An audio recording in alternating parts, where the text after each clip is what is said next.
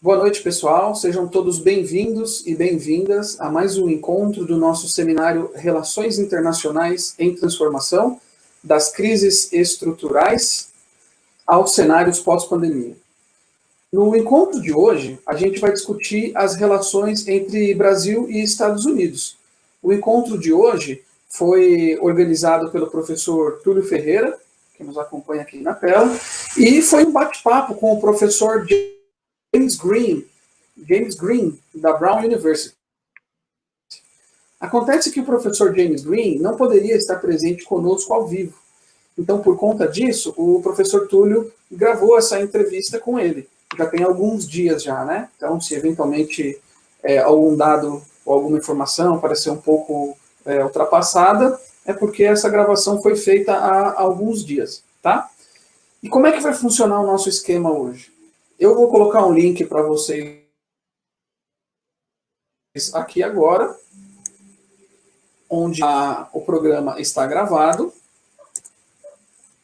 Coloquei aqui nos comentários, por favor, vocês digam se ele apareceu. E esse vídeo tem 1 hora e 3 minutos. Então, o que vai acontecer? Às 8h05 da noite, o professor Túlio e eu voltaremos aqui ao vivo para a gente fazer o nosso debate, tá? Então, às 8 horas a gente já volta ao vivo já para fazer o nosso debate. Então, se você tiver uma pergunta, um comentário, você vai anotando e quando a gente voltar ao vivo, às 8 horas, você escreve o seu comentário, a sua pergunta e a gente procede com o debate. Lembrando mais uma vez, quem vai estar aqui no debate com a gente vai ser o professor Túlio. Né? O professor James Green, infelizmente, não vai poder estar conosco. Tá certo, gente? Bota um okzinho aí para a gente ver se todo mundo entendeu o nosso recado. Se não tiver claro, a gente explica aqui de novo, não tem problema. Vou colocar o link mais uma vez aqui, para ele não ficar muito para cima, tá bom? E aí vocês avisam quem vocês estiverem em contato, que esse vai ser o nosso roteiro de hoje. Beleza, Stephanie Officiati? Beleza, né? Então tá certo, gente. Vocês podem dar o play aí no seu computador, tá? A gente vai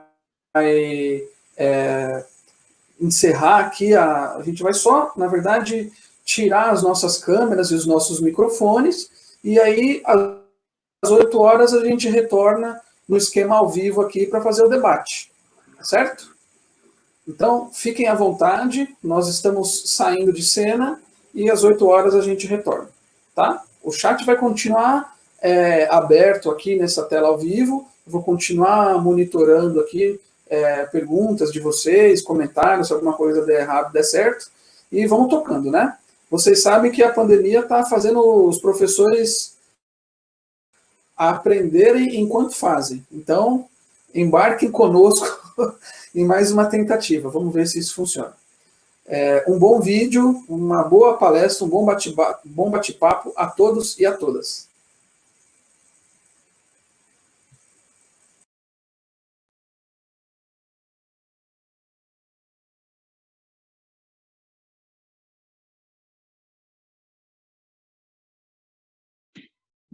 Olá a todos, nós vamos agora dar início ou continuidade ao nosso ciclo de debates e seminários chamados Relações Internacionais em Transformação. Lembrando que é uma iniciativa do Departamento de Relações Internacionais da UFPB, e nessa sessão a gente vai discutir as relações Brasil-Estados Unidos. Eu intitulei essa nossa sessão Is Love in the Air? Estou ainda estou parodiando um pouco a ideia de Muniz Bandeira, que tem um livro chamado Rivalidade Emergente, querendo fazer uma brincadeira, tendo em vista a conjuntura atual do nosso governo atual, no qual o nosso presidente da República, Jair Bolsonaro, tendo saído da sua participação na Assembleia Geral da ONU, teria dito I love you to Trump, né? E então, essa ideia é uma ideia muito importante, a relação bilateral Brasil-Estados Unidos. Então, nós vamos conversar um pouco hoje e a gente tem a satisfação de termos aqui para bater esse papo com a gente, conversar e apresentar o professor James Green, professor da Brown University, professor que tem como ele gosta de falar, 40 anos respira o Brasil, tem obras importantíssimas para a nossa análise. Eu destacaria duas específicas, Apesar de Vocês, um livro que foi traduzido pela Companhia das Letras, que tem uma nuance muito importante analisando como que não podemos confundir o governo dos Estados Unidos com a população dos Estados Unidos. Então, essa sutileza, essa capacidade, então, de ter um olhar bem mais nuançado sobre as nossas relações entre Brasil e Estados Unidos, é o que a gente vai conversar um pouco hoje. Lembrando também que o professor James Green é diretor da Iniciativa Brasil, que está, e também professor de História e Português Brazilian Studies nesta mesma universidade. Bem, professor James Green, é uma satisfação tê-lo aqui para bater esse papo com a gente. Igualmente.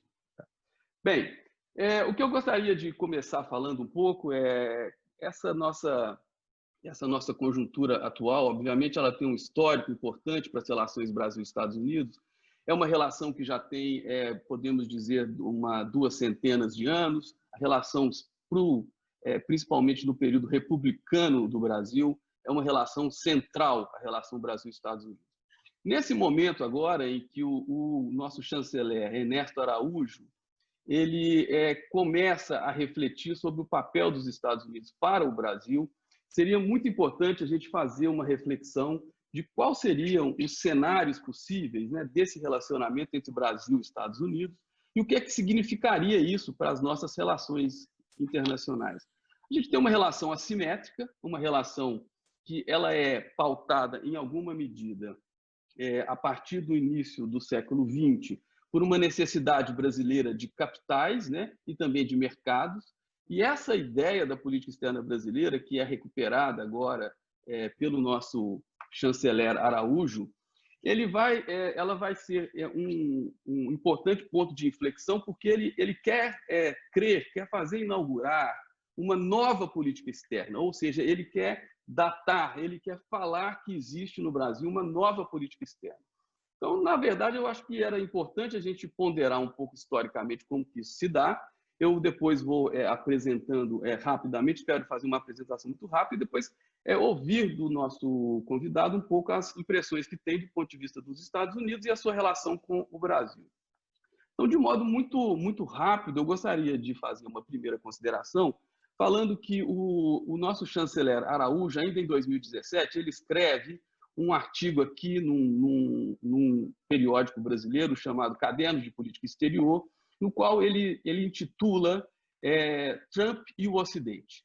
A ideia desse artigo é algo simples, assim, do ponto de vista para a gente ter a ideia de como ele acha importante as relações com os Estados Unidos, porque ele acha que o Trump é aquela figura capaz de salvar o Ocidente. E, portanto, o Brasil deve estar nesse grupo de países e deve, então, fazer uma espécie de reaproximação com os Estados Unidos, que seria, do ponto de vista prático, pragmático para o Brasil, um movimento que deve ser feito, tendo em vista que o Brasil nunca conseguiu, durante o seu trajeto republicano, completar o seu projeto de desenvolvimento.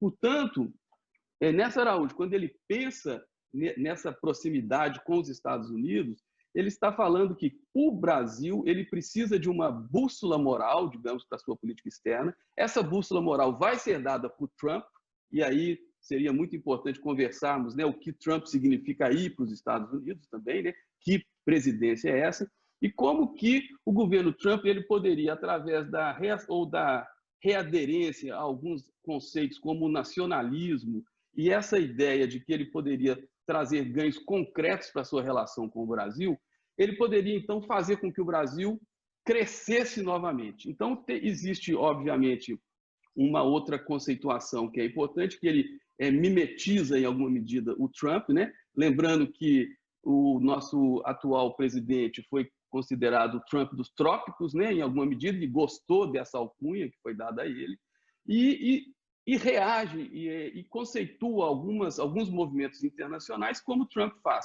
Um deles é, por exemplo, uma espécie de fuga do globalismo e um ataque às instituições multilaterais, né? Então, conversarmos um pouco sobre isso seria importante para a gente ter uma ideia que no histórico do Brasil e Estados Unidos, a gente tem marcadamente um momento em que o Brasil se aproxima dos Estados Unidos E esse movimento não é um movimento desimportante para o Brasil. Isso é o movimento da República no Brasil. Então, eu vou falar muito rapidamente, só para a gente ter uma ideia, como que esse alinhamento ideológico com os Estados Unidos nesse momento, o que ele pode significar, como que esse alinhamento ele tem alguns momentos no Brasil que ocorrem esse tipo de aproximação com os Estados Unidos, mas o que me parece peculiar é que nunca houve esse grau de ideologia ou de defesa dos valores e aproximação com os Estados Unidos em nossa história republicana.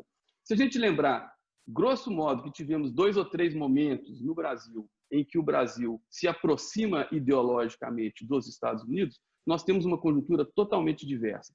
Para a gente fazer esse movimento histórico, só para eu concluir um pouco essa minha fala aqui, a gente tem um momento do Barão do Rio Branco, é a década de 1902, 1912, no qual o Brasil ele vê claramente que é necessário se alinhar aos Estados Unidos, percebendo a queda europeia e também percebendo que os modelos de desenvolvimento necessitariam que o Brasil buscasse os seus capitais e também que a elite cafeeira precisava dos Estados Unidos naquele momento. Isso era uma vertente, mas ele, pragmaticamente, ele queria se defender das potências europeias e ele também buscava um certo prestígio, pois somos, em alguma medida, embora guardada as assimetrias, somos as 2 maiores nações da América. Alguns vão chamar isso um condomínio de 2 síndicos. Claro que ter um irmão poderoso ao norte seria muito importante para o Barão do Rio Branco. Então, essa ideia de termos um gigante que nos auxilia em vários momentos também foi do cálculo da política externa republicana. A partir daí, a gente tem aqui pelo Brasil, nós temos um movimento no qual sempre os Estados Unidos são uma força poderosíssima e muito importante para angular e para conseguir capitais para o nosso desenvolvimento. A gente tem, no momento do Getúlio Vargas, uma vaga nacionalista, uma vontade de industrialização, no qual, esses 15 anos que o Getúlio Vargas ele é um ditador, ele precisa também negociar com os americanos capitais, estratégia ou formas de alinhamento que pudessem trazer benefícios. Não vou avançar muito nisso, mas é só para dizer que esse é um outro momento de um exemplo em que o Brasil se alinha com os Estados Unidos, mas existe uma percepção de ganhos ou de algum pragmatismo para o Brasil. Se a gente contrastar esses 2 momentos, do Barão do Rio Branco e do Getúlio Vargas, a gente poderia ter 2 outros momentos em que o Brasil tem um alinhamento, obviamente, um pouco mais ideologizado ou ideológico, como chamam alguns teóricos aqui no Brasil, que é o momento do Dutra, do pós-Segunda Guerra, um momento que está se estruturando a bipolaridade no mundo, em que o Brasil se vê em uma contingência de um alinhamento quase automático com os americanos. Isso gerou um certo ressentimento, houve um debate interno no Brasil muito grande, porque o benefício que isso poderia ter dado não foi conseguido. Outro momento que se fala muito aí, é uma outra especialidade que o professor James Green tem, é o momento que é do golpe militar, no que o primeiro governo Castelo Branco teria dado um passo fora da cadência. A política externa brasileira e, portanto, o Brasil, ele caminhava para um momento de nacionalismo, de complexificação da sua sociedade, a industrialização, busca de capitais, os anos JK, todo esse movimento ele levou a que o Brasil, então, pudesse ter, digamos assim, uma vontade ou uma expectativa de desenvolvimento ancorado, obviamente, nos capitais norte-americanos, mas que pudesse, em alguma medida, trazer algum jogo de barganha. Isso é o que a gente chama de universalização da política externa brasileira e, portanto, sem eleger, digamos, alinhamentos automáticos. Mas isso trouxe também a construção de uma ideia do globalismo e do universalismo na política externa brasileira que marcou o nosso percurso. Então, digamos assim, para resumir a nossa prosa aqui, professor, eu queria só dizer que, nesse momento, Bolsonaro, quando entramos na nova república, quando a gente tem a redemocratização do Brasil, né, a reestruturação, a reconstitucionalização do Brasil, a nossa política externa passa por transformações, o Brasil é um país mais complexo, mais industrializado, e o que a gente vê é que o Brasil precisa sempre dos Estados Unidos, e essa força americana, ela sempre é, dentro do cálculo da política externa brasileira, algo fundamental. Nesse sentido, quando a gente percebe que os 2 governos, Fernando Henrique Cardoso e governo Lula da Silva, esses 2 governos, existe um certo contraste dentro da literatura também falando isso. Olha, o governo Fernando Henrique ele foi uma tentativa de liberalização da política brasileira interna, de levar o Brasil para o mundo e um pouco mais de aliança com os núcleos do poder internacional. E o governo Lula, ele foi um governo que voltou um pouco para esses parâmetros nacionalistas e, portanto, ele diversificou as suas relações. Por que eu falo isso? Porque é fundamental para a gente pensar agora o governo Bolsonaro, como que essa linha de aliança com os Estados Unidos ela possa ser, de fato, uma aliança que possa trazer resultados concretos para o Brasil. Uma coisa que é fundamental é perceber que, a despeito da agenda que se coloca, se nós pensarmos a agenda que se coloca com o governo Bolsonaro, é uma agenda extremamente demandante para os Estados Unidos. São casos que a gente poderia depois, se fosse o caso, aprofundar cada um deles, mas essa ideia dos vistos, a parceria da Boeing com a Embraer, a base de Alcântara, a entrada da OCDE, tarifas entre os dois estados que poderiam ser reduzidas e a parte do comércio. Então, tudo isso é dito como, se a gente se alinhasse, jogar nos braços, se de fato esse namoro fosse acontecer como eles propugnam aqui no Brasil, o Brasil teria ganhos fundamentais. Os números que eu poderia apresentar depois, a gente vê que dentro desse desenho de política externa, o Brasil não tem, até o momento, conseguido ganhos que se esperam. Tendo em vista que, hoje, o maior parceiro comercial do Brasil é a China, né? E, em termos de exportação, ainda é a Comunidade Europeia, obviamente não descuidando dos Estados Unidos, que ainda representam em torno dos 15%. Bem, tendo feito esse desenho geral, eu gostaria um pouco de conversar agora sobre as suas considerações, então, sobre a participação do Brasil, a relação Brasil-Estados Unidos, a sua vivência sobre essa ideia e como percebe, então, o que o Trump poderia significar para esse cálculo brasileiro. Tá. Bom, primeiro, mais uma vez, obrigada pelo convite para participar com você nesse diálogo hoje. Você passou um tempo em Brown conosco e a sua participação foi muito especial para nós, em todos os sentidos. Então, estou muito feliz que estamos colaborando nessa atividade hoje e espero que haja mais oportunidades no futuro. Eu não concordo 100% com a sua análise histórica. Eu acho que o momento de Castelo Branco e também de Médici foram momentos de colaboração muito forte, ideologicamente. Castelo Branco, claramente, o apoio que Johnson deu ao golpe e esse momento de anticomunismo e perigo da Revolução Cubana na América Latina, embora que Costa e Silva e Castelo Branco e depois Costa e Silva recusaram de entrar em Vietnã e participar na Guerra de Vietnã. Aí tem que lembrar que o Brasil invadiu e participou na invasão da República Dominicana em 65, como um quid pro quo pela colaboração em 64. Mas teve dúvidas sobre Vietnã e não participou. Porém, Nixon e Médici e depois conspiraram sobre Condor e toda essa parte da colaboração internacional anticomunista, anti-luta armada, que foi muito importante. Eu acho que a colaboração entre a FHC e Clinton, que era uma certa afinidade muito grande, era visível. Embora que Lula gostou de Bush, não sei por que ele gostou de Bush, porque, sei lá, mas a colaboração, as afinidades entre FHC e Clinton, eu acho que vão indicar o que vai ser o futuro se Biden for eleito presidente. Eu vou voltar a essa questão mais tarde. Um dos problemas dessa colaboração entre os dois países é que tem muitos poucos comércios e interesses comerciais, na verdade. Porque o que produz o Brasil são produtos que os Estados Unidos não precisam tanto. Soja, gado, carne, petróleo. O Brasil não está produzindo produtos, sapatos e outros carros, essas coisas que produziram no passado. Então, o comércio não é tão importante. Eu acho que essa aproximação que existe nesse momento é uma aproximação ideológica. É complicado porque Trump não tem ideologia. Ele é um cara totalmente pragmático. Ele tem uma ideia hoje e vai ser o contrário amanhã. É só para interesses de ser no poder e manter-se no poder. E criar um discurso contra os democratas que vai segurar a sua base. Porém, Trump tem uma afinidade com toda essa onda de países autoritários ou governos autoritários, como de Filipinas, Hungria, Polônia, Rússia, Coreia do Norte e Bolsonaro, que é o único país na América Latina com que ele tem um certo diálogo, uma fraternidade, vamos dizer. E, bom, é muito perigoso prever o futuro, mas eu acho que Trump vai perder as eleições. Isso vai isolar totalmente Bolsonaro e a sua política pelos Estados Unidos. E há um isolamento do Brasil internacionalmente, e vai ser reforçado, eu acho, quando Bolsonaro se Biden ganha as eleições.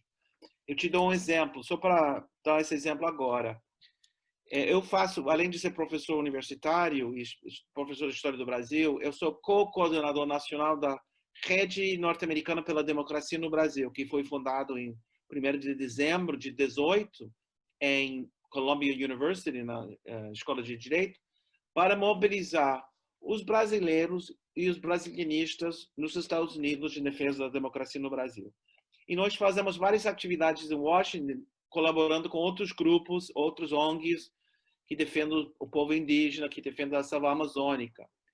E através do nosso trabalho e trabalho dos outros, houve um processo muito interessante em que o comitê, a comissão mais importante da Câmara de Deputados, que nesse momento está dirigida pelos democratas, então eles têm maioria em todas as comissões.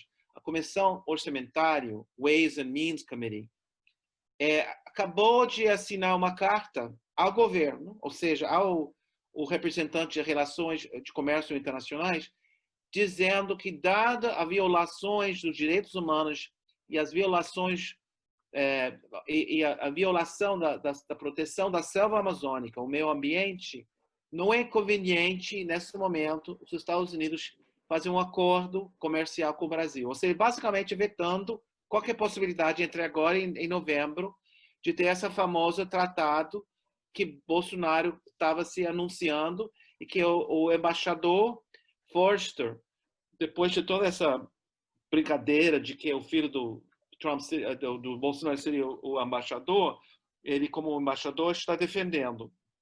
Ele soltou uma carta, mandou uma carta para esses representantes, esses deputados da Câmara de Deputados, dizendo que eles foram mal informados.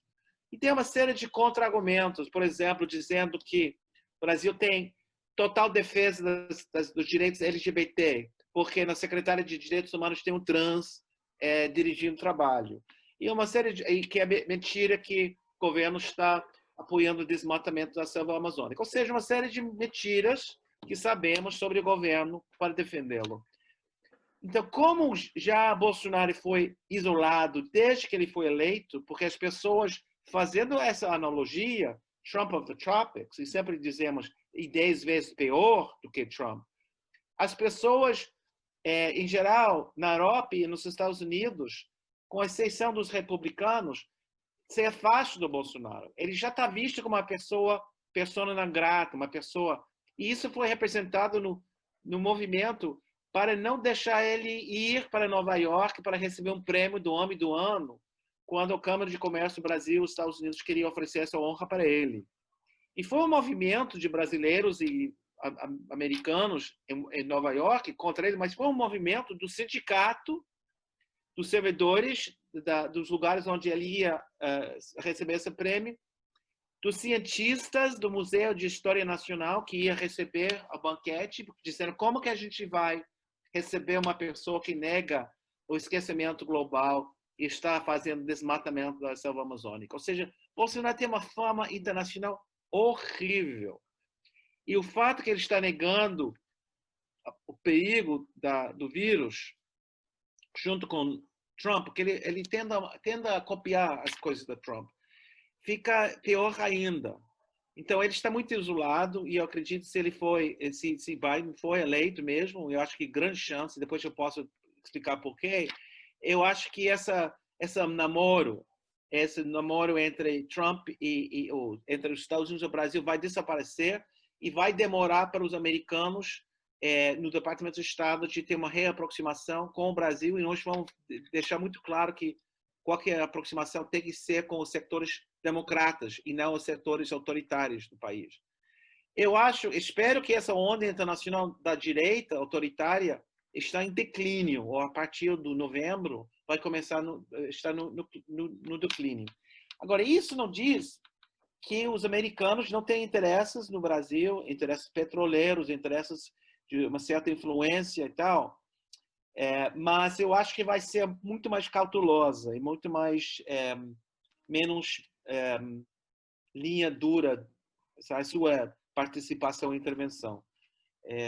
E imagino se no futuro surge uma oposição ao Bolsonaro baseada no PSDB e DEM, ou seja, um setor mais centro-direita, que domina em eventuais eleições em 2022, eu acho que vai ter uma certa afinidade entre Biden e esse governo, porque realmente eles têm uma certa noção do globalização, do comércio, de valores, que é diferente da simpatia que podia ter com Lula, como Bernie Sanders tem, com Elizabeth Warren tem. Mas isso é para ver o que vai acontecer, porque a situação brasileira é muito dinâmica, é difícil saber o que vai acontecer e pode ser que esteja errado e que Trump vai ser reeleito.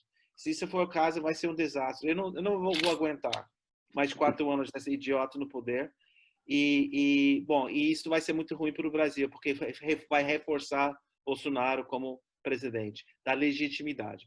Agora, só para finalizar, até agora o Brasil não ganhou nada com esse acordo. Ao contrário, eu que tinha que pagar $140 para renovar meu visto de 10 anos, não tenho que pagar isso agora, e vocês têm que fazer fila, esperar 2 meses para conseguir o seu visto, que eu acho totalmente injusto e contra a política brasileira corretíssima de reciprocidade, que eu achava sempre correto, apesar no passado eu sofria, mas eu acho que é correto. Então, eu acho que essa política do governo do Araújo e todo isso vai desaparecer. A gente vai lembrar isso como um pesadelo dos últimos anos que vai ser cada vez mais enfraquecido. Mas é a minha análise sobre a maneira que Bolsonaro fica cada vez mais limitado à sua base. Ok. Não, professor, eu só queria, talvez a gente explorar 2 ou 3 pontos a mais. Uma coisa eu só queria dizer que naquele ponto que eu falei que houve um alinhamento ideológico, não foi no Médici, foi no Dutra, foi logo Segunda Guerra, ao fim sim, da... Se manteve, sim. Que aí teve inclusive rompeu-se com os comunistas, colocou o Partido Comunista na ilegalidade, então, inclusive dizendo até que os Estados Unidos nem teriam pedido aquilo, foi mais por uma questão interna brasileira, que até é um dos temas muito interessantes que se resgatam hoje, que a política do Bolsonaro, muito baseada ainda num medo do comunismo, o inimigo do comunismo, né? E inclusive esse aspecto que tem também, talvez fosse importante a gente detalhar isso um pouco, a respeito da China, como que os Estados Unidos, o governo Trump, se relaciona com a China e como que o governo Bolsonaro também tenta mimetizar isso, só que com condições totalmente diferentes, porque internamente ao Brasil a gente sabe que a gente precisa, a gente tem necessidade desse tipo de parceria com a China, né? Então, eu acho que seria, talvez a gente pudesse falar um pouco sobre assim, por que o Trump ele encanta tanto Araújo, essa ideia de combater o comunismo, a ideia do nacionalismo e a ideia do autoritarismo, né?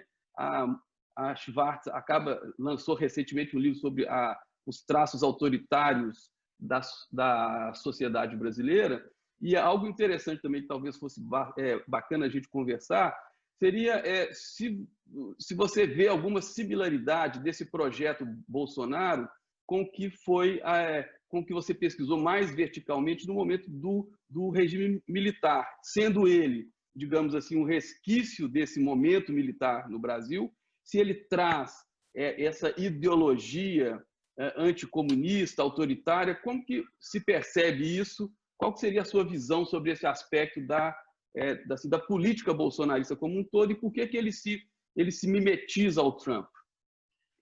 Não, é muito complexo essas questões. Eu acho que uma das questões fundamentais que é diferente é que a base de Bolsonaro, essa base evangélico e católico conservador é bastante diferente, é um fenômeno novo.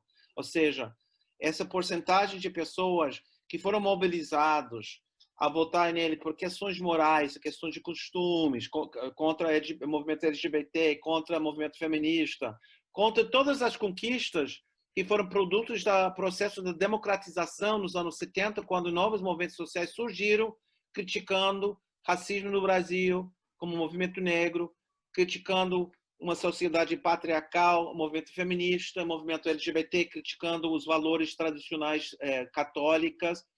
Então, Bolsonaro, que é totalmente oportunista, ele não tem crença religiosa, como Trump não tem, nem lê a Bíblia, não tem noção da Bíblia, mas ele sabe que são setores fortes que eles podem organizar e mobilizar ao seu favor com seu fake news, as suas paranoias sobre as mudanças sociais, e são esses pastores e dirigentes dessas igrejas que estão utilizando a política para seus interesses também, assim, entrando no sistema político para todas as vantagens, estando no poder para conseguir autorização de ter uma rede de televisões, ou de rádio, ou outros mordomias e privilégios e benefícios. Trump tem essa mesma base, também ele mobiliza, é uma base nos Estados Unidos racista, nós nunca resolvemos a questão da guerra civil, e há um setor das classes trabalhadoras brancas que sempre foram mobilizados através de um medo ou um desprestígio ao negro, e uma noção que eu sou superior, eu sou da classe trabalhadora branca, mas eu estou privilegiada porque eu não sou como os negros. É um nacionalismo que faz parte da nossa história de xenofobia embutida na cultura americana desde o século XIX.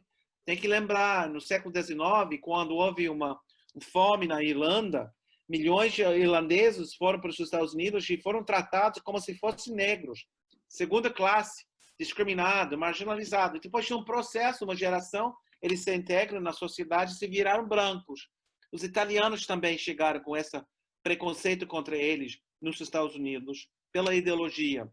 E no século XIX, tinha presidente, o Millard Fillmore, que se alinhava com esse discurso anti-imigrante, muito forte, apesar de também ter todo um discurso de um país de imigrantes e de integração social.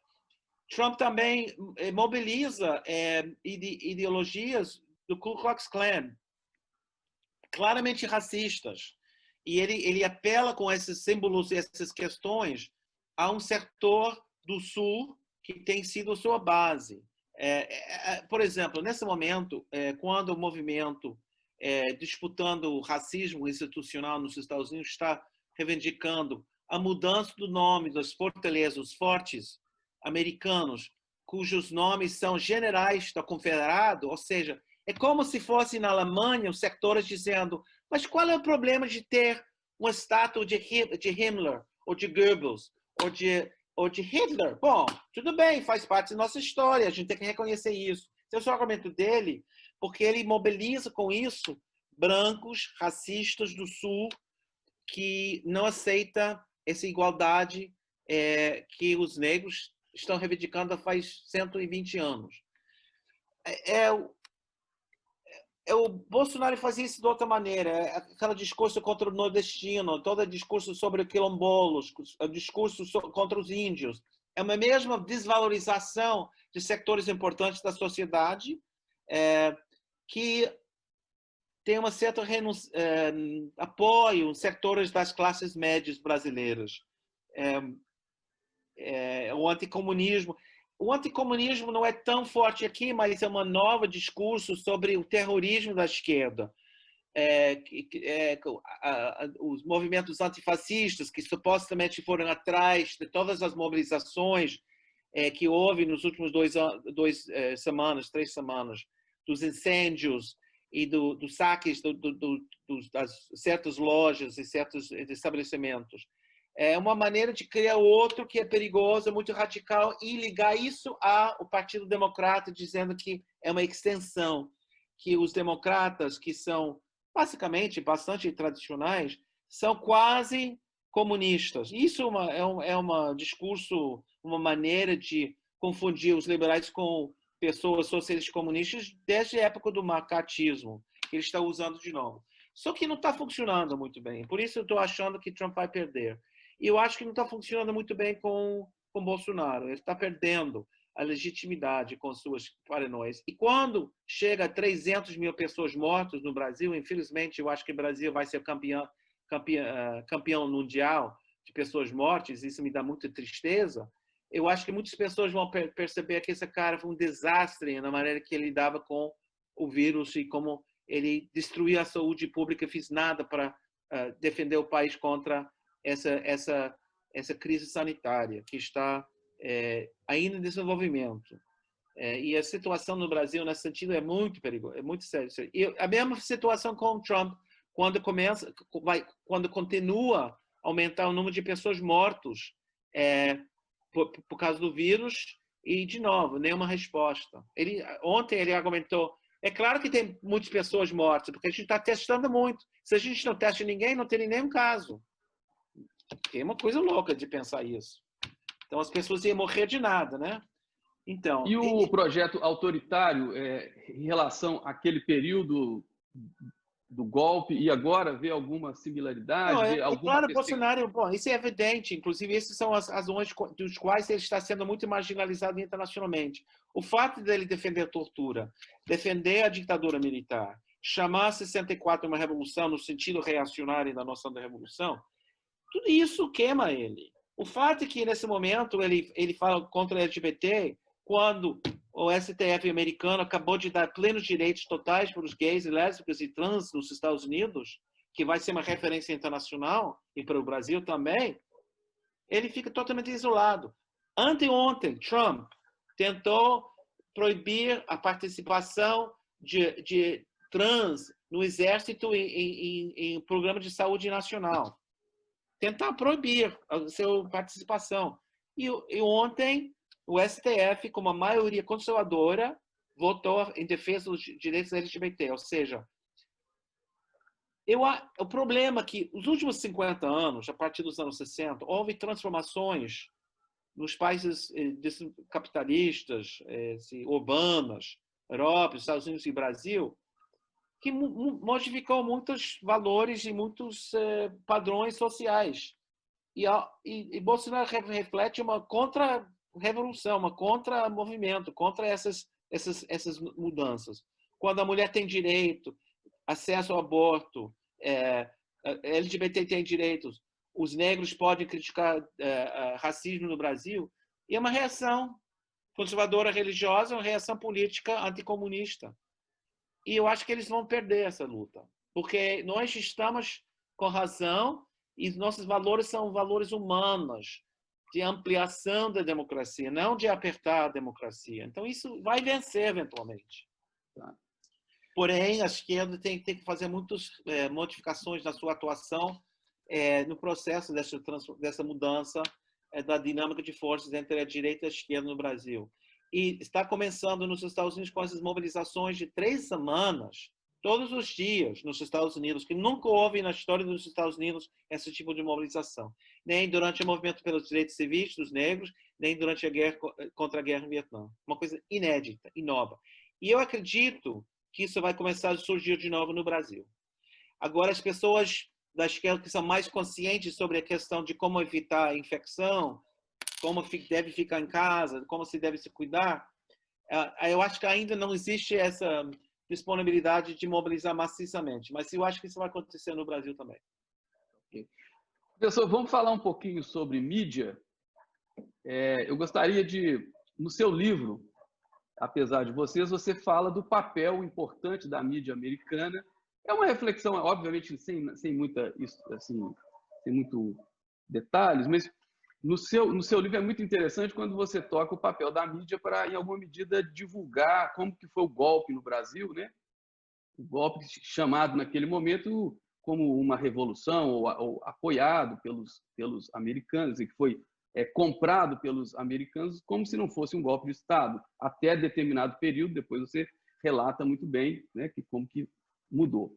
Do ponto de vista dos meios de comunicação e mídia, aqui no Brasil fala-se muito de alguns gurus, né, que teriam emulado ou usado um instrumental desses novos modelos, aí, dessas novas ferramentas, que Steve Bannon teria ajudado o Trump a se eleger.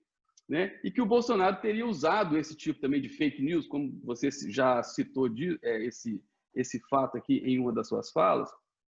Queria ver se você teria alguma consideração sobre assim, a importância desses meios, ou como que o fake news e esse engajamento aí nos Estados Unidos, para que o Trump fosse eleito, em que medida esse tipo de ação de comunicação foi importante. Agora, aqui no Brasil, né, nós estamos passando por um momento agudo disso, a Polícia Federal está fazendo algumas ações para apreender mediante provocação, digamos assim, ou mandato do Supremo Tribunal Federal, em busca de pessoas que estariam espalhando fake news, algo que já foi acusado durante a campanha presidencial, né? O Partido dos Trabalhadores tem uma ação acusando, né, a chapa Bolsonaro-Mourão de ter se valido desse tipo de instrumento. Então, assim, eu estava querendo, na verdade, conversar um pouco sobre esse aspecto. Não, eu acho que isso é muito importante, porque, primeiro, o Brasil foi muito capaz, a direita, a campanha eleitoral de Bolsonaro, realmente fazer uma coisa que deixou todo mundo despreparado, porque eles fizeram de uma eficácia enorme. Quando o PT e Haddad, a campanha eleitoral, estava pensando nos velhos maneiras de fazer a campanha eleitoral com comícios, mobilização nas ruas, para mostrar força, propaganda na televisão, etc., ele estava fazendo um trabalho subterrâneo, muito eficaz, entre grupos de pessoas que reforçaram suas ideias e com fake news. Quando eu falo sobre uma mamadeira de piroca, pessoas não acreditam. Eu tenho que mostrar essa imagem de se isso foi circulando de milhões e milhões de pessoas. E eu me lembro falando com motorista de Uber, de táxi, no Brasil, logo depois das eleições de novembro, eles acreditavam nisso. Quer dizer, isso aconteceu com Trump nos Estados Unidos e com o apoio da Rússia. E isso é importante esclarecer, porque a Rússia realmente fez uma intervenção, claro, nas eleições. E eu tenho minhas teorias de por que Trump nunca criticou a Rússia e por que nunca deixou a investigação acontecer, mas foi um elemento importante na influência nos resultados das eleições. E, para mim, essa virada que deu de Bolsonaro nos últimos, especialmente depois da facada dele, era muito ligado a fake news, da maneira que ele foi manipulado no Brasil. E vai ser muito difícil controlar isso, porque plataformas como Facebook e outros não estão interessados em modificar sua atuação em WhatsApp, de facilitar esse tipo de divulgação de informação falsa. Há uma grande diferença entre o Brasil e os Estados Unidos, em que até pouco tempo toda a mídia, os 5 famílias, o Globo e os outros, era controlada por pessoas e corporações com uma visão super conservadora. Se você vê a maneira que Veja fez uma campanha sistemática para atacar o PT, como o Jornal Nacional, como a mídia em geral, até Folha, constantemente apoiava o Sérgio Moro e não criticava Lava Jato, mesmo depois das revelações. Você nota que no Brasil havia uma unicidade da mídia tradicional que também influenciava o público. E houve realmente uma campanha constante. Nos Estados Unidos, há uma certa diversidade de mídia. Então, e existe um setor de mídia que eu não concordo com a sua visão política externa, mas eles são, em certos sentidos, bastante liberais e progressistas em questões de direitos democráticos, como o New York Times e o Washington Post. E tem sido fundamental para denunciar diariamente o governo de Trump e publicar muita informação, não somente esses 2 jornais, mas outros jornais sobre o Brasil. Na verdade, se durante a ditadura militar a gente podia ter criticado a mídia americana para ter uma maneira de analisar o Brasil um pouco disturbada, aqui eu tenho poucos críticos aos jornalistas. São excelentes, bem informados e fazem um trabalho excelente para demascarar o que é o Bolsonaro. Então, nesse sentido, o Trump utiliza o que também Bolsonaro está usando, dizer que a mídia, a grande mídia americana, Trump diz fake news. Então, CNN ou MSNBC, que são dois canais de cabo, que faz um excelente acompanhamento da campanha, da política dele, está sempre sendo criticado para publicar mentiras. E quando Trump faz uma conferência de imprensa, essas pessoas são insultadas. Eu não sei como eles aguentam ficar nessas conferências de imprensa fazendo perguntas. Quando eles fazem uma pergunta, aparece: você é um idiota, você fez uma pergunta que não vale nada. São os melhores jornalistas americanos. E Bolsonaro, de novo, uma cópia mal feita, faz a mesma coisa no Brasil. Da maneira que ele ataca, especialmente agora, a Folha e Globo, porque eles começaram de procurar uma alternativa. Eles apoiaram Bolsonaro, em vez de dar um espaço para Haddad e fazer um argumento contra o autoritarismo de Bolsonaro. Ninguém pode dizer que não sabia que o Bolsonaro seria um cara autoritário, porque ele tem 25 anos de um currículo de ser um cara autoritário, desde que ele tentou, dentro do exército, fazer uma certa rebelião e um motim. Ninguém pode dizer: eu não sabia que Bolsonaro seria assim, porque ele tem um track record, um currículo claro nesse sentido.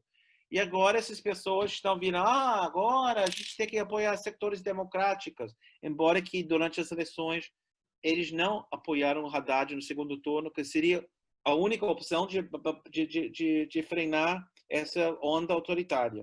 E nesse sentido, essas forças da unidade agora, da oposição, são problemáticas, em certo sentido, porque são pessoas que um ano atrás não pregava democracia ou não defendia as questões democráticas. Agora sim. Então, isso vai ser interessante, como vai ser composto e como vai se organizar essa oposição ao Bolsonaro, que agora só tem 30% de popularidade. Ele perdeu essa base. Ele tem a base mais dura dele. E se você pensa na história brasileira, sempre teve um setor 30% que era o DN, e o que restou do integralismo e o catolicismo da direita nos vários partidos. É um 30% que ele ainda mantém. As classes médias e setores conservadores agora com essa novidade dos evangélicos. Ok. Professor, eu sei que seu tempo é muito precioso. Eu gostaria de saber se a gente teria tempo para abordar duas questões. O tempo que você quiser é meu tempo. Muito obrigado. Eu queria algo que é fundamental, talvez para a gente seria muito interessante a gente ver um pouco como que está se desenhando o quadro eleitoral nos Estados Unidos, como que são essas opções de fato, se o Trump está desidratando, o Biden teria assim, condições reais, o que esses movimentos, né, nos Estados Unidos. Eu digo isso porque isso é central para a gente detalhar um pouco esse processo, porque do ponto de vista da relação Brasil-Estados Unidos, se Trump cai, Bolsonaro, como você já tinha adiantado, vai ficar numa solidão imensa, né? Assim, ele já tem.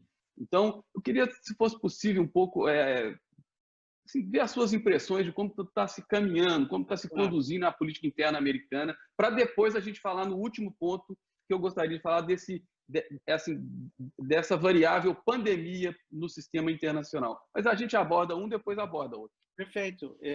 Então, são dois elementos. Primeiro, eu quero voltar para as primárias democratas, antes da pandemia eliminar as eleições. No primeiro momento, Bernie Sanders estava conseguindo um certo apoio e mobilizando essas forças de juventude progressista, vamos dizer, social-democratas, com uma certa noção de uma saúde pública universal e uma defesa dos trabalhadores. E isso assustou o establishment do Partido Democrata. Se notou isso quando ficou ganhando em Iowa e depois na primária de New Hampshire, assustou mesmo. E Biden, que estava bem fraquinho, todo mundo tinha descartado ele porque ele entrou em quarto, quinto lugar, de repente ele foi a única salvação e Biden conseguiu ter um apoio de um deputado importante negro de Carolina do Sul E, de repente, você nota de um dia para o outro, todo mundo que estava com medo de Bernie Sanders ganhar, com o argumento que seria muito radical, e isso serviria para Trump conseguir ser reeleito, porque o contrapartido seria uma pessoa muito socialista, radical. Então, todo o establishment do Partido Democrata apoiou Biden, ele ganhou e varrou as próximas eleições primárias, e depois todo mundo ficou apoiando ele, porque houve uma noção de unidade de ação contra Trump. Então, ele tem uma força muito grande, de uma unidade no Partido Democrata. E quando surge, o único problema que Biden tem nesse sentido, quando surge o Black Lives Matter, as vidas negras importam, esse movimento, depois dos assassinatos dos jovens negros que foram assassinados, vocês estão acompanhando, eles têm reivindicações bastante radicais. É um momento histórico para o movimento pelos direitos negros, onde eles dizem, chega de reformas, nós queremos soluções radicais. Então, vai ser muito interessante se o Partido Democrata consegue aprovar algumas leis agora e segurar que esse movimento maciço de brancos e negros e outros setores sociais que estão mobilizando vão apoiar Biden nas eleições ou vão ficar em casa dizendo que, anulando seu voto, não votando, dizendo que Biden é muito reformista, é muito moderado, então vamos apoiar ele. Então, isso de um lado. Mas, do outro lado, Trump está perdendo os setores da sua base, especialmente sobre essa questão e a questão da pandemia. Por exemplo, mais do que 40% das Forças Armadas, os soldados americanos são negros. Em geral, no passado, eles votam republicano, porque os republicanos, tradicionalmente, tinham um discurso nacionalista de defesa das Forças Armadas. O Trump, desde ele chegou, critica as Forças Armadas. Tem uma política errática sobre o envolvimento imperial dos Estados Unidos no mundo, quer retirar os Estados Unidos da OTAN, quer retirar o apoio dos curdos, que os americanos se aliaram em Iraque. Então, os generais, os últimos 4 comandantes gerais dos exércitos americanos, criticaram Trump a semana passada. Isso é uma coisa inédita. E muitos comentaristas dizem que a maioria do exército, a base, negros e outros, está muito insatisfeito com Trump e a sua reação a essas mobilizações e vão votar em Biden, que está visto uma pessoa empático, simpático, que perdeu sua primeira mulher num acidente de carro, uma pessoa que chora facilmente, uma pessoa que tem uma emoção, uma identificação. Então, esse é um elemento. Segundo elemento é os ancianos, pessoas acima de 65 anos, que estão sendo abandonadas pelo governo e estão morrendo. Um terço das pessoas morrendo são pessoas acima de 65 anos. E em vários estados, como a Flórida, são fundamentais, porque as pessoas vão do frio para o sul para se aposentar e estão ali e estão percebendo que essa idiota ele oferece remédios que não funcionam e tal, e ele mente o tempo todo. E o terceiro setor são mulheres brancas com formação superior que vivem nos bairros de classe média alta, que já abandonaram o Trump há muito tempo porque acham que ele é um cara canalha, sexista, nojento, que polariza o país. Então, ele está tentando reverter essa situação, mas eu não sei se ele vai conseguir, honestamente. E, ironicamente, no final, como ele tem um discurso político contra o uso da máscara e negar que o vírus é um perigo, que já superou, vamos voltar a trabalhar, porque ele tem muito medo de ter uma economia fraca, então ele quer dizer que não, a economia está avançando, está melhorando, ele vai organizar esses comícios dele, vai organizar um sábado, onde vai ter 21 pessoas num estádio fechado, e com certeza não vão usar máscara. As pessoas chegam a assinar um termo dizendo: se eu fui contaminado pelo vírus, eu não posso processar a campanha do Trump. Ou seja, ele está dizendo: não pode me processar se você fica infectado, mas não deve usar uma máscara também. E vai ter 50 mil pessoas em uma outra prédio ao lado. Então, na verdade, se ele continua fazendo a campanha eleitoral dele, ele vai matar a base dele. Porque eles vão entrar nesses eventos, vão ficar contaminados, vão ficar doentes e vão morrer.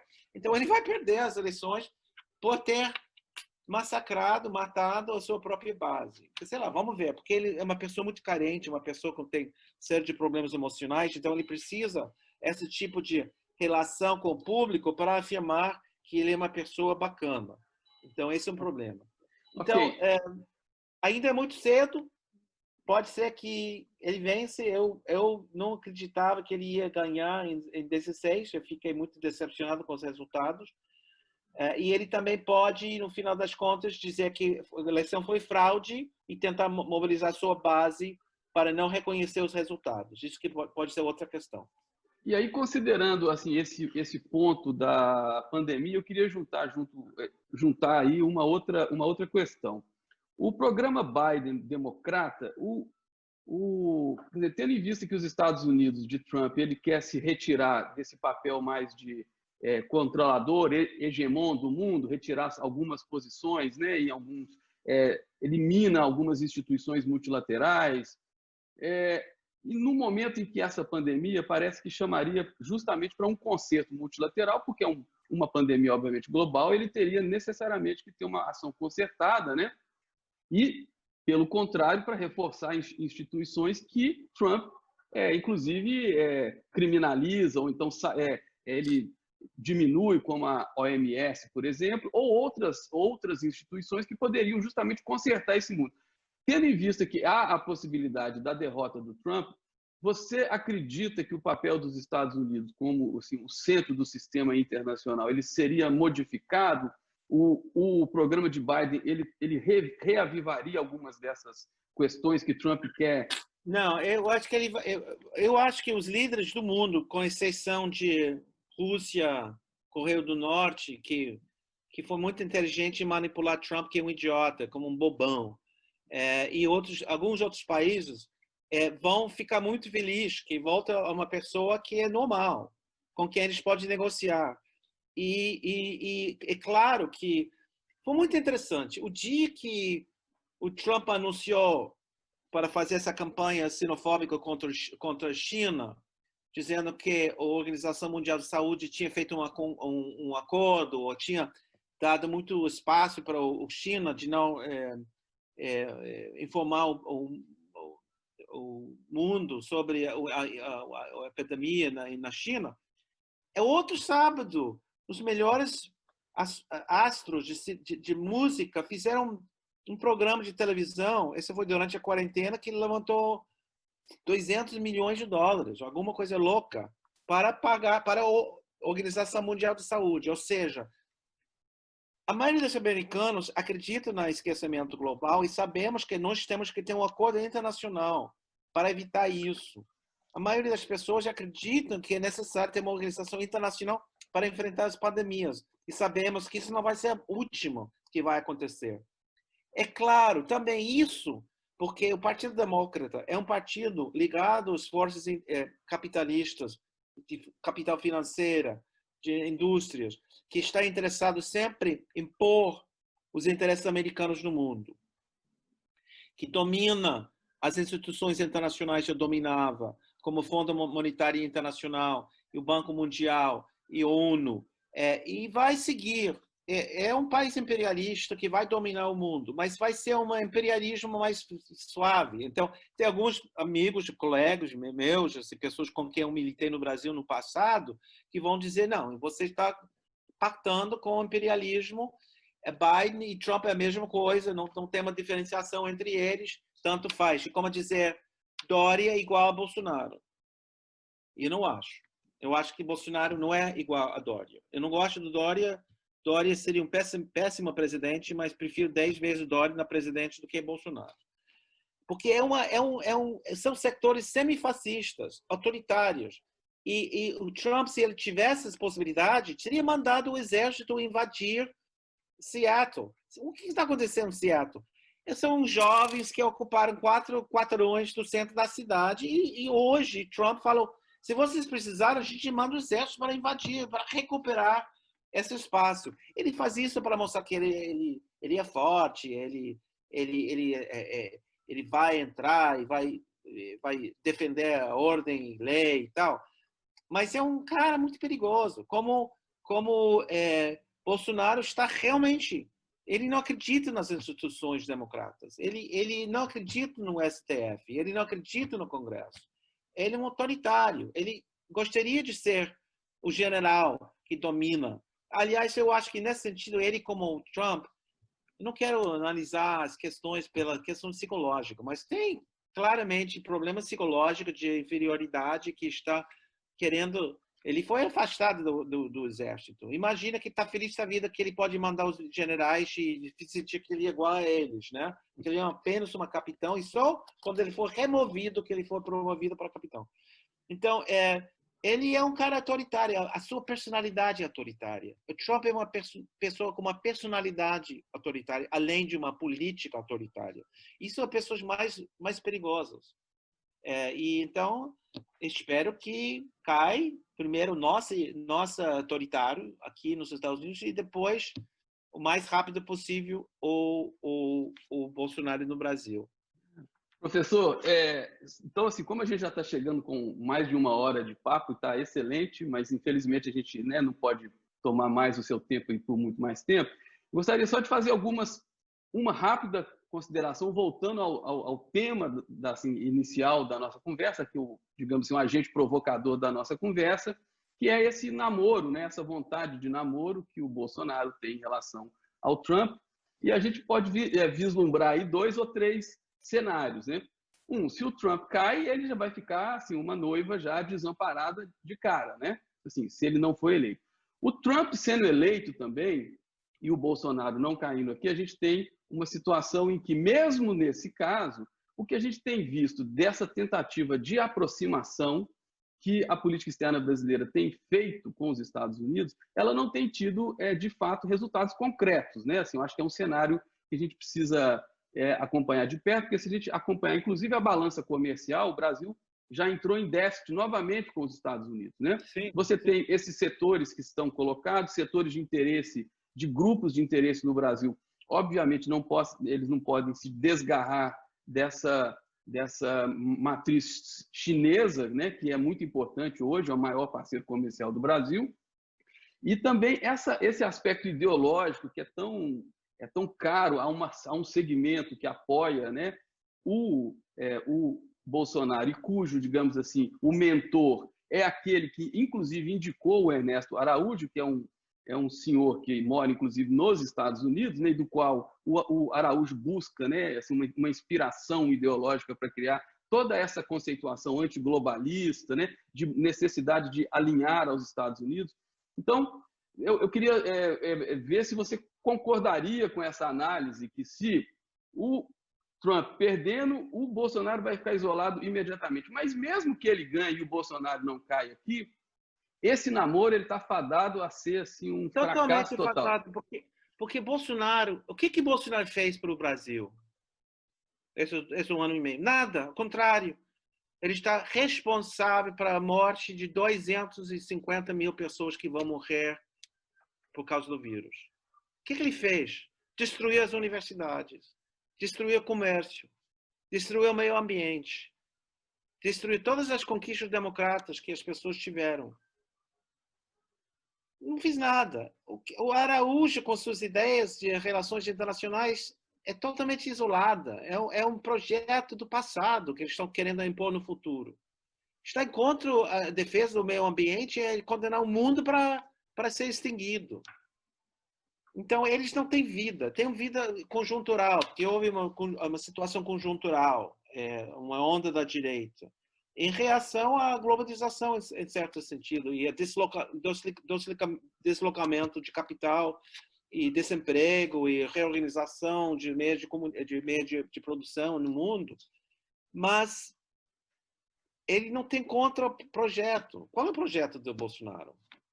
Defender a família? O que é isso? Nada. Botar uma mulher em casa, homem trabalhando, não existe isso. Então, é um projeto subreacionário que não tem futuro mesmo. E esses caras vão cair, não vão conseguir manter-se. E mesmo setores conservadores que votaram nele estão percebendo isso.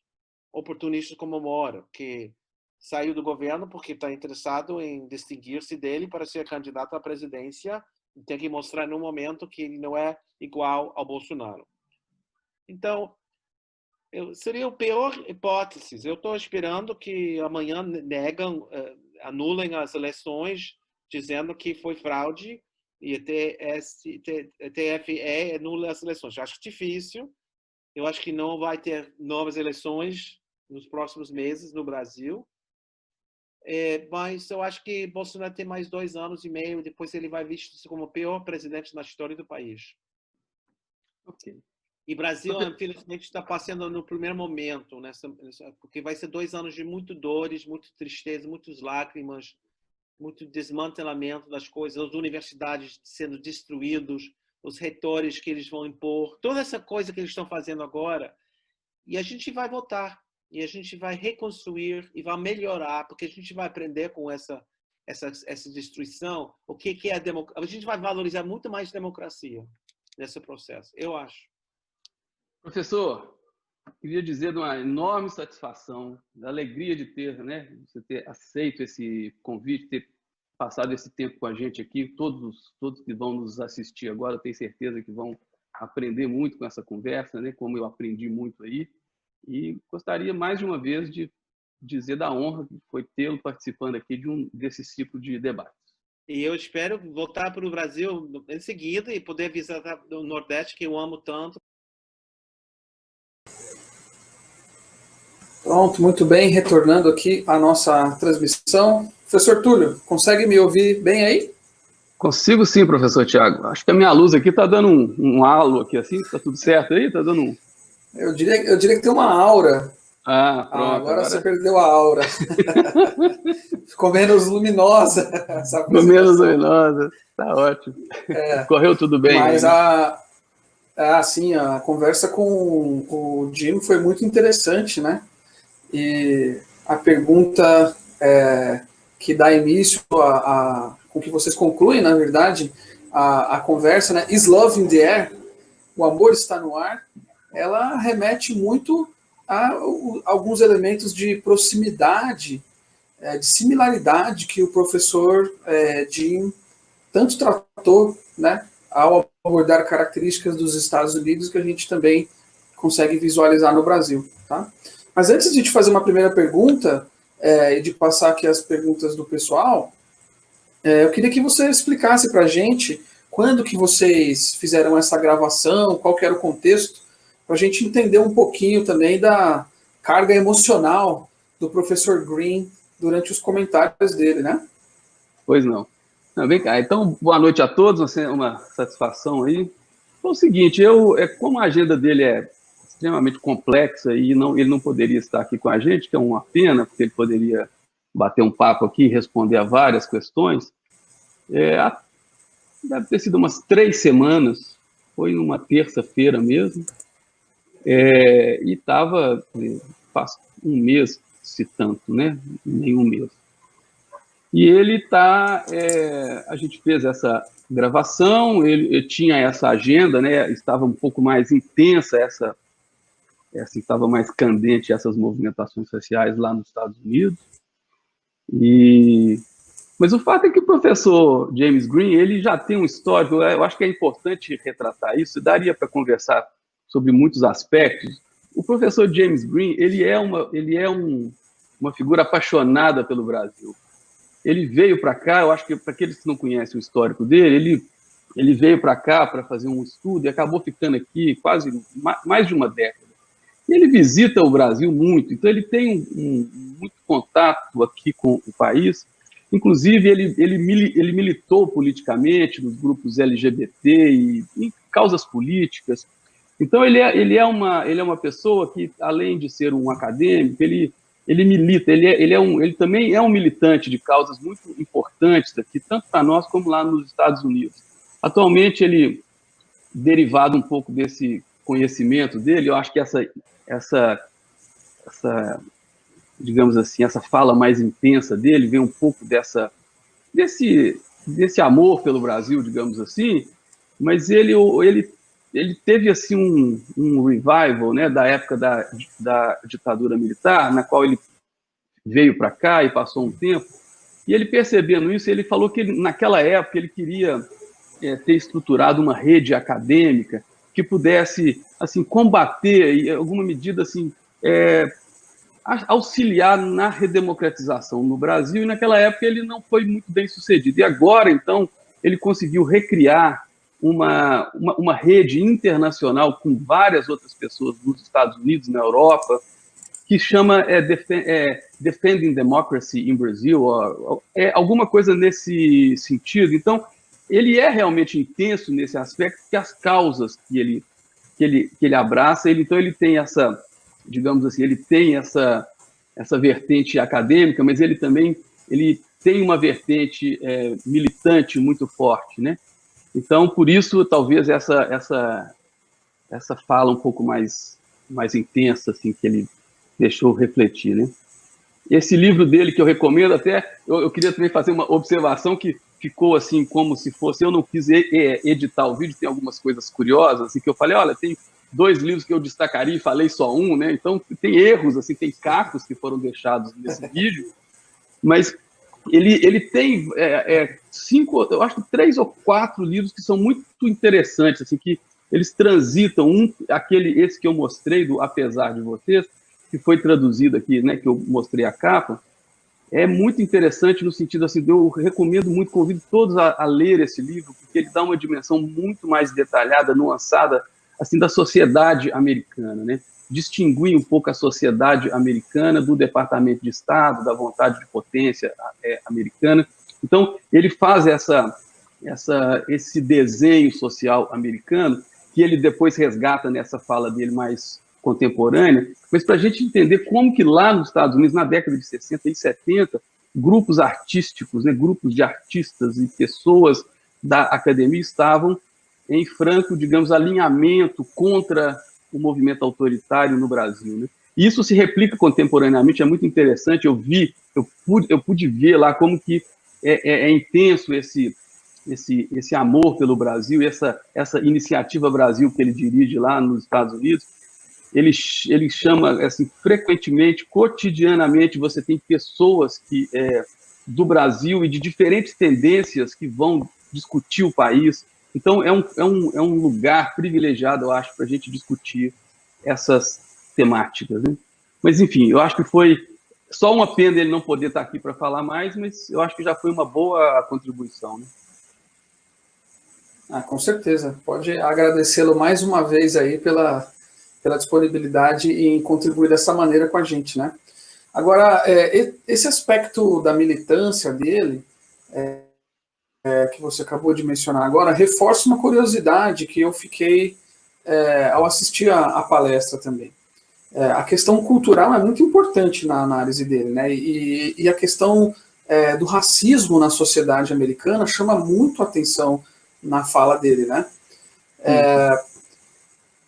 Por outro lado, a gente pode imaginar também que o governo Bolsonaro, que agora está um pouco mais comedido nas falas, né, mas o candidato Bolsonaro muito mais, ele tinha uma postura mais racista, e mesmo no início do governo, quando ele era mais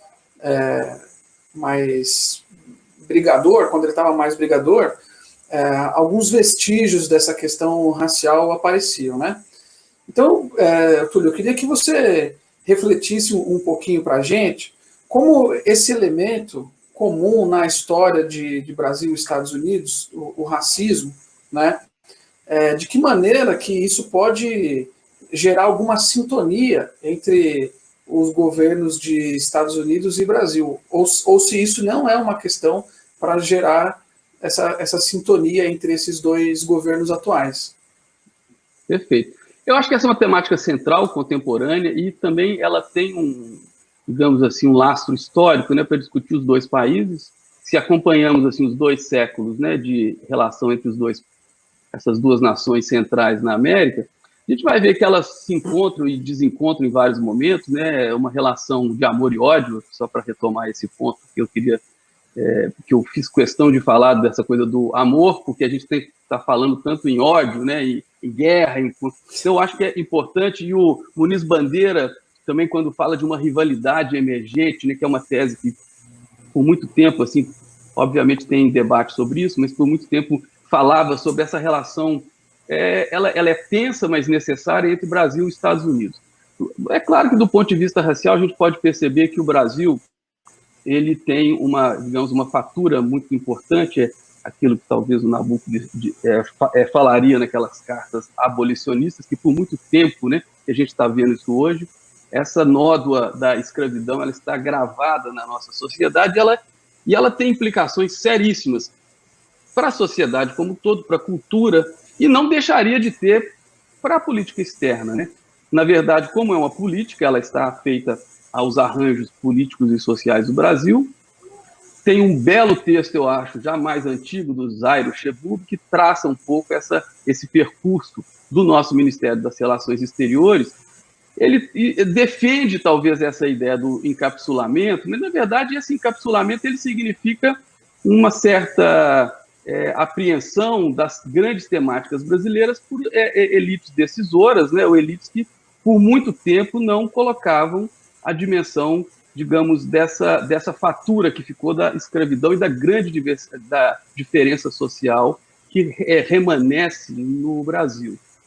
Portanto, eu acho que, se você perceber, quem pesquisa, né, digamos assim, a nossa instituição de política externa, vai achar facilmente como que a elite, assim, a nossa elite branca, digamos assim, se apossava desses cargos e das suas grandes temáticas e agendas, né?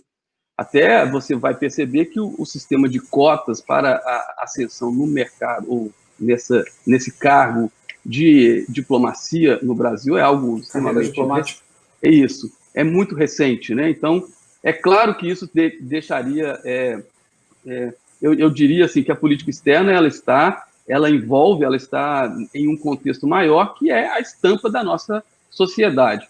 Nos Estados Unidos, obviamente, lá não existe algo como o Itamaraty aqui, que a política externa ela não é gerenciada especificamente por algo assim que tem o seu histórico, como o Zairo mostra, né, de uma instituição burocratizada, como a partir do Barão ali faz, e o Getúlio vai consolidar esse tipo de agenda.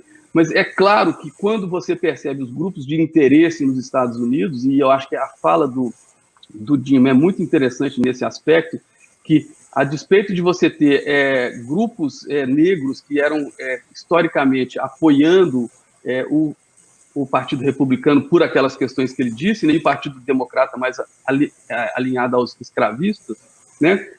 Mas essa questão, assim, digamos, entre aspas, resolvida na Guerra de Secessão, ela tem também um transbordamento ou derivações diferentes aqui no Brasil, né? Você tem, nos Estados Unidos, você vê o grande movimento que houve na década de 60 por liberdades ou aquisição de direitos civis pela comunidade que eles de afrodescendentes, né? A comunidade negra americana.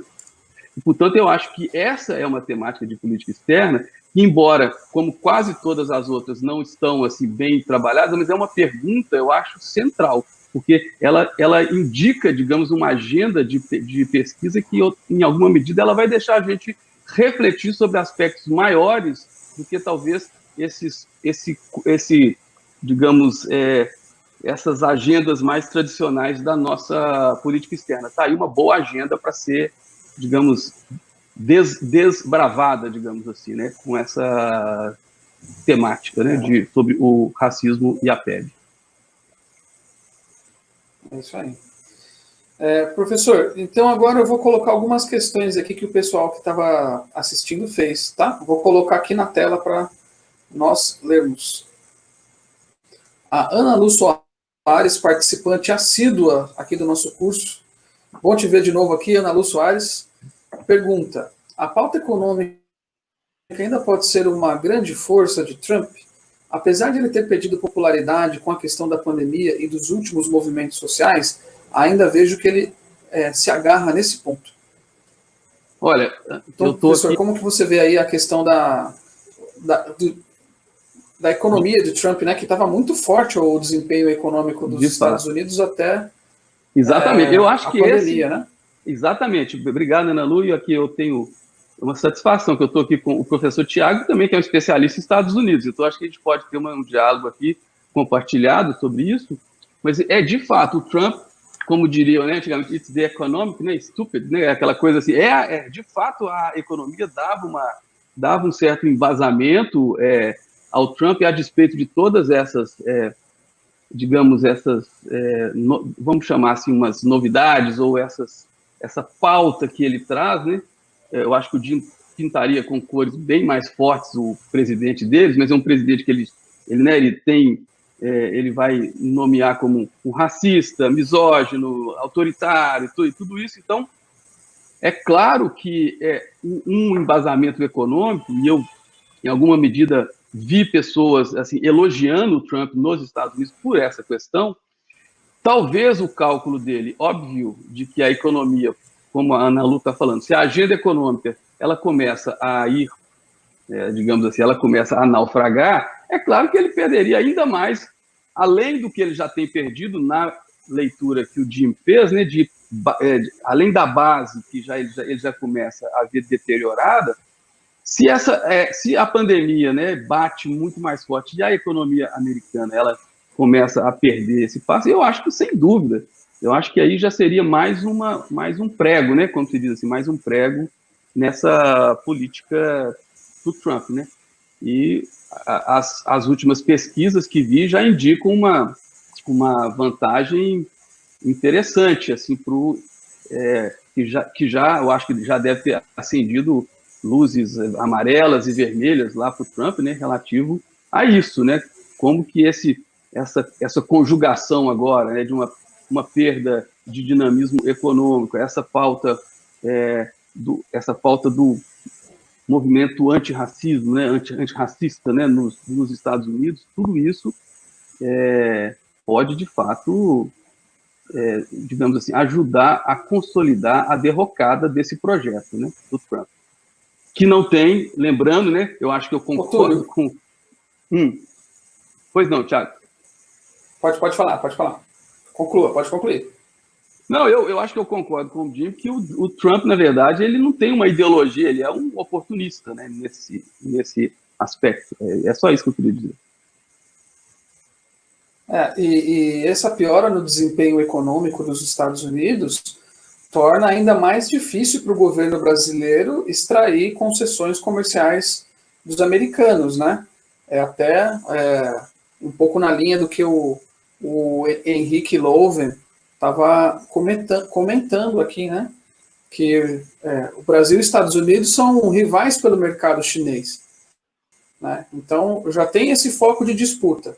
E ainda com uma piora na economia dos Estados Unidos, vai ser muito mais difícil o governo brasileiro extrair concessões do governo norte-americano, né? Então, a possibilidade, como você vê a possibilidade do governo Bolsonaro atingir bons resultados nas relações comerciais com os Estados Unidos sob o governo Trump?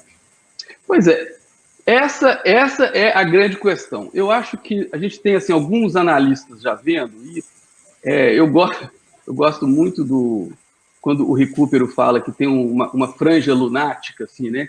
Aquela coisa que avaliação é feita? Que avaliação é feita do ponto de vista pragmático? Porque, assim, a gente poderia discutir muito sobre isso, a gente faz muito isso em política externa, o histórico da política externa, ele vem carregado assim, da construção de uma aceitação do multilateralismo,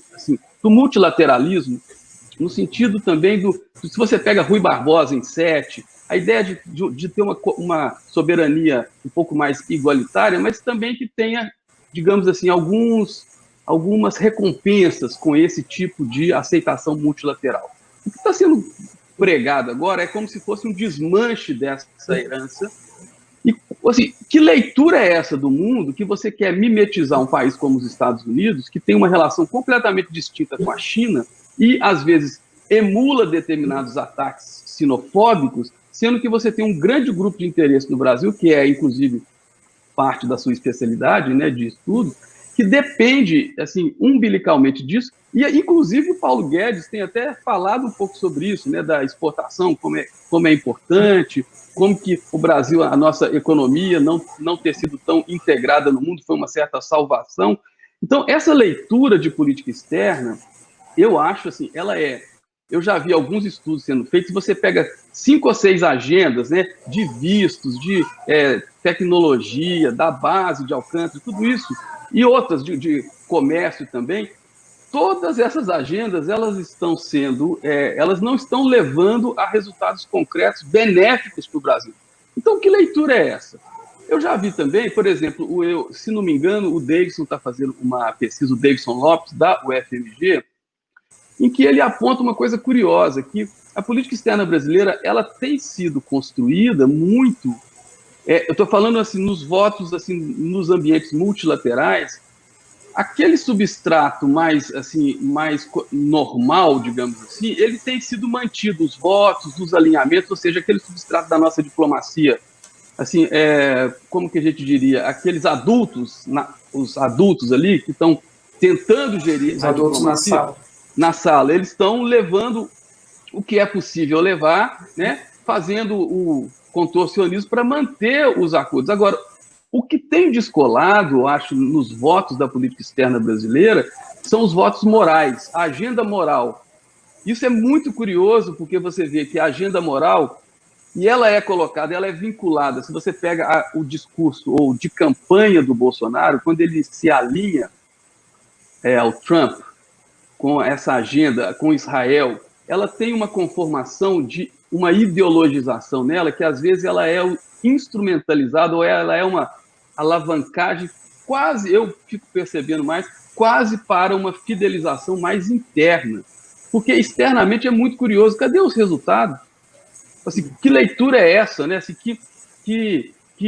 como que se pode perceber esse mundo, né? Como se você pudesse caminhar lateral, assim, junto com os Estados Unidos em sua agenda, sendo que a gente tem agendas que são díspares, né? Inclusive o Jim falou assim, olha, a pauta comercial, os Estados Unidos não querem comprar coisas assim do Brasil, não é o nosso, se você pega no histórico, assim, não são tantos produtos assim, né?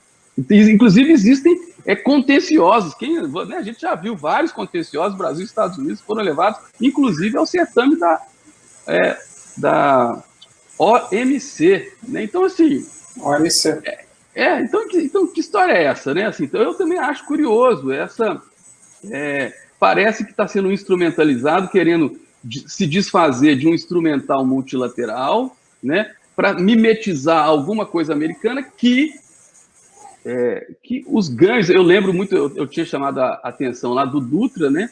Porque lá teve um texto da Mônica Rios que falava o alinhamento sem recompensa, né? Será que fica parecendo que a gente está querendo fazer isso novamente, né? Que alinhamento, assim, como que esse alinhamento vai... que tipo de recompensa trará para nós, né? O que tem sido demonstrado nos números, isso a ver, porque a gente está com 1 ano e, né, nem 2 anos ainda, a ver, mas tudo indica que a tendência é de uma agenda que é muito demandante por parte do Brasil, mas que ela não encontra respaldo e nem resposta à altura dos Estados Unidos, ou seja, nós vamos ficar a ver navios, né, como se diz. Você está falando é muito interessante, porque é o caso da política externa que tem como objetivo, pode ter como objetivo principal o público interno, né? Aí o posicionamento polêmico em temas bem morais da política externa brasileira, né? O professor Pedro Felil, da USP, Instituto de Relações Internacionais da USP, que está trabalhando muito com isso, né? A política externa é importante para os governos, não por causa dos recursos que ela mobiliza no orçamento nacional, mas porque ela faz muita capa de jornal, né? Então, as ações externas dialogam muito com os eleitores internos. E aí eu vou pegar o gancho para colocar aqui uma pergunta que o Henry Saraiva fez e que se relaciona à mídia. Já está mudando um pouco de tema, né? E agora em cheio na sua agenda de pesquisa, tudo. Sim. Olha aí o que o Henry pergunta. Opa, tirei. O professor acredita que a postura do governo Bolsonaro pode mudar? O professor acredita... Não, peraí. Eu vi aqui agora. Errei, não é do Henry, é a pergunta do... Deixa eu achar. Ah, não, era outra pergunta do Henry. Fica calmo, Henry. Aqui, ó. O professor James Green argumentou que a mídia estadunidense era mais diversa em comparação à brasileira. O que estaria por trás da diferença dos posicionamentos da mídia brasileira em relação ao presidente? Boa pergunta, né? Essa é uma... De fato, eu acho que é um fato interessante perceber que a mídia americana, inclusive o Henry a gente discute isso, né? O que fez a pergunta tem um texto que a gente discute sobre os modelos de mídia e, de fato, os Estados Unidos têm um modelo um pouco diferente do Brasil, menos... você tem uma diversidade maior ideológica, embora as grandes corporações de mídia ainda sejam, né, muito atuantes. No Brasil é um pouco mais restrito, né? E é claro que essas agendas, se você perceber, elas vão... eu acho que não há novidade nisso. Você pega, por exemplo, o Getúlio Vargas, né, que fazia grande parte da mídia, cevava a mídia e fazia... Parte da mídia batia nele, ele comprava a mídia para defendê-lo. Então, a mídia sempre tem um papel, o que a gente discute, inclusive, nessa nossa agenda de pesquisa. É claro que ela tem agendas próprias, né? Se você pegar um tipo de teoria um pouco mais elitista, como Chomsky, etc., ele vai achar que a mídia faz parte também de um grupo de elite e que ela não seria nada como um guardiã dos valores democráticos, né? Eu acho que um pouco no meio termo disso. Eu acho que a mídia brasileira ela é marcada por uma forte concentração, né? Inclusive uma forte concentração de propriedade e pouca diversidade ideológica no debate. É claro que aqueles que estão se sentindo assim, desatendidos vão ter uma agenda um pouco mais crítica a ele. Notadamente, você vê as pesquisas que saem, né, a respeito do tratamento da Globo, né, como que você tem financiamentos sendo carreados para alguns outros lugares, quais são para onde o dinheiro público, né, assim, o dinheiro que a SECOM usa para efeito de propaganda governamental. Você vai ver que é claro que um pouco do tom mais ácido que é dado para os governos, ele está um pouco relacionado com o departamento comercial dessas empresas, né? Eu acho que eu caminharia por aí. E também é óbvio que algumas dessas empresas, elas têm, assim, francamente, a gente vê claramente que tem, algumas delas constroem candidaturas, ou tem predileção por algumas candidaturas, e eu diria que a grande mídia, digamos assim, brasileira, eu acho que ela embarcou no Bolsonaro mesmo só porque não teve jeito, porque elas tinham outros candidatos.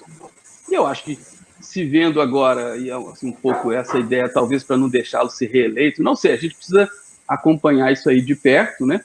Mas eu acho que esse mainstream aí da mídia brasileira, ela está fazendo movimentos que indicam que a construção de, digamos assim, um candidato, digamos assim, mais higiênico, vamos chamar assim, do que o Bolsonaro, né? Alguma coisa mais centrista, talvez ela tenha percebido que passou do ponto, ou não sei, alguma coisa que esses editoriais que quem tem acompanhado os jornais tem visto, como que a leitura, né? Como que assim as reaproximações com a chamada esquerda, assim, críticas que não eram feitas ao lavajatismo já começam a transbordar um pouco mais. Então, você já vê uma complexidade nesse aspecto aí das informações. Eu acho que esse caminho é uma especulação, né, tá? Isso é algo que eu ainda não tenho tabulado direitinho, mas eu acho que é uma especulação de que ela começa a construir alguma coisa um pouco mais... Eu estou chamando de higiênico para não ter uma outra palavra, assim, mas algo mais centro, né? Alguma coisa mais ao centro, que pudesse ser mais palatável, né? Até porque esses grandes grupos da mídia, eles são sempre muito internacionalizados, né? Então, ter um governo que expõe o país à vergonha constantemente, no Brasil ou nos Estados Unidos, é péssimo para a mídia, né? E aí, talvez o interesse desse grupo em se posicionar e construir candidatos. Eu acho que essa é uma dimensão importantíssima, assim. a imagem do Brasil no exterior, ela sofreu um impacto impressionante, eu acho impressionante. Assim, de você ter aquilo que se dizia sobre o Brasil, quando constrói a ideia do multilateralismo, ele tem o que a gente chama de vontade de mediar, né? Uma vontade mediadora. Ele sempre foi o país que tinha, como não tem, como gostava de dizer, ou gosta de dizer o Celso Lafra, excedente de poder, né? Ele tinha essa inserção mediadora, porque ele tinha assim, um certo pragmatismo, e ele foi construindo determinados valores assim, de aceitação do jogo multilateral, das regras do multilateralismo, que trazem uma certa, digamos assim, uma certa democratização, com todas as críticas que podem ser feitas a isso, tá? Mas sem entrar nesse debate mais profundo sobre o multilateralismo, quanto de força tem ali. Agora, o que eles falam, esse capital que o Brasil poderia ter, de uma certa confiabilidade, a imagem mesmo do Brasil assim, é impressionante, porque as pessoas... Eu lembro esse período que eu passei lá nos Estados Unidos, no dia, um pouco depois, as pessoas estavam ligadas, assim, eles davam, quase pediam desculpas, ou falavam assim, vocês estão bem aí? Como é que está aí no... Porque ele tinha assim, um impacto, a ideia de eleger um candidato com uma agenda, né, de como foi, assim, parece que eles viram o Trump, né, assim, uma reencarnação do Trump lá na política local, e isso foi sendo disseminado, assim, até você ver movimentos, né, da nossa diplomacia, o que foi feito na época do golpe, né, assim, que eles falavam, os nossos diplomatas não defenderam a imagem do Brasil, mas o que tem sido visto agora, o Jamil Chad tem mostrado nas suas reportagens, como que, assim, crescentemente a imagem brasileira ela se deteriora. Isso é terrível, né, Tiago? Isso é algo que, de fato, gera uma expectativa negativa, inclusive para todos os efeitos, né?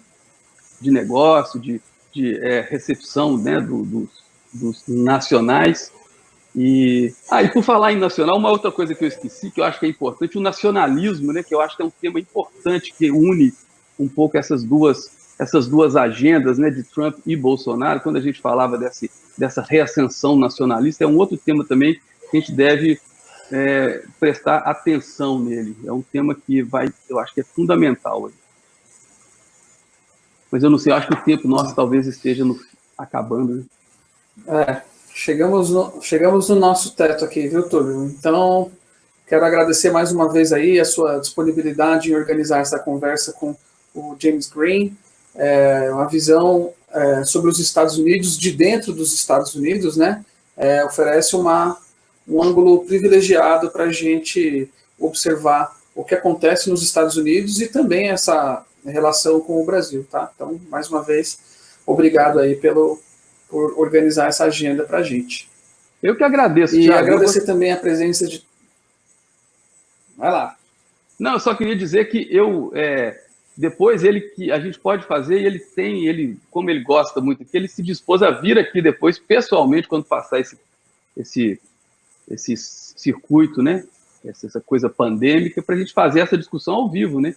E eu acho que vai ser muito interessante assim, ver, de fato, essa análise de dentro, né, dos Estados Unidos. E já aproveitando para agradecê-lo e desejar boa noite a todo mundo. Legal.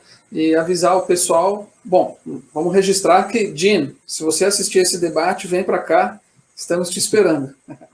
E avisar o pessoal que na semana que vem, terça-feira também, a gente vai ter um novo encontro desse seminário, dessa vez comandado pela professora Aline Castro, que vai receber a Angélica Zucco, da UNB. E elas vão tratar sobre o plano de reconstrução econômica na Europa. Não sei se o pessoal viu, mas hoje mesmo a União Europeia aprovou um plano trilionário em termos de reais para o mundo pós-Covid, né? E depois da professora Aline, a gente tem mais 2 encontros. O encontro de número 7 vai ser comandado pelo professor Renan Holanda e vai tratar das experiências exitosas de combate à pandemia no Sudeste Asiático, com foco no caso do Vietnã, que não teve nenhuma morte por Covid, até onde eu sei, né? Um caso espetacular. E fechando o nosso seminário, no 8º encontro, teremos a participação do professor Daniel Antiqueira, palestrando sobre os impactos dessa crise da pandemia nas crises que já existiam na América Latina. Então é isso, gente. Ficamos por aqui. Boa noite a todos e a todas.